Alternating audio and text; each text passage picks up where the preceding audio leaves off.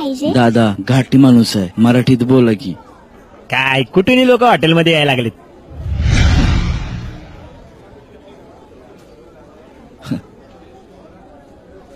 पोरानो, तुम्हाला आपल्या देशाचा इतिहास माहिती आहे का? हिस्ट्री काय चाललंय? ते हॉटेलमध्ये. भारत हा कृषीप्रधान देश आहे. कृषीप्रधान. 70% लोक शेती करतात. 4.5 लाख खेड आहेत आपल्या देशामध्ये.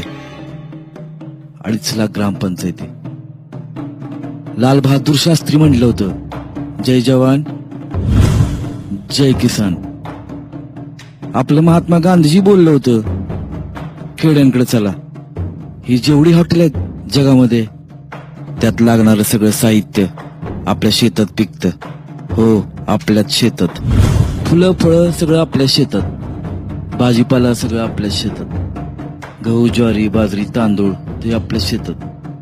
कॉफीचं दूध आपल्याच मसरान जनावरांपासून. साखरेचा ऊस आपल्याच शेतात. पिझ्झा बर्गर म्हणून जे उड्या मारतं ना, त्याचा कंटेंट बी आमच्या शेतात पिकतो. आणि जर का सगळं आमच्या जीवावर चाललंय, तर मग आम्ही किती उड्या मारायला पाहिजेत, किती माच करायला पाहिजे.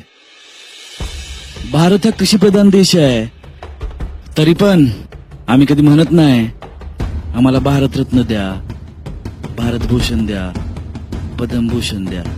असं 2 राज होऊन गेलं, छत्रपती शिवाजी महाराज आणि छत्रपती संभाजी महाराज. त्यांच्याही काळात दुष्काळ पडला होता, पण त्यांच्या काळामध्ये एक काही शेतकऱ्याने आत्महत्या नाही केली. म्हणजे जर का माझ्या दोन्ही राजांच्या शतकाच्या पार असतं ना,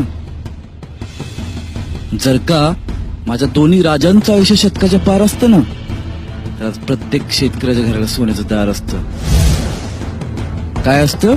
सोन्याचं दार. ओ कॅप्टन, यस सर. हे पाण्याचं बिल. जायचं का? चला, आपलं शेत आणि आपली मसरवाड बघतात. ए, हात पकड.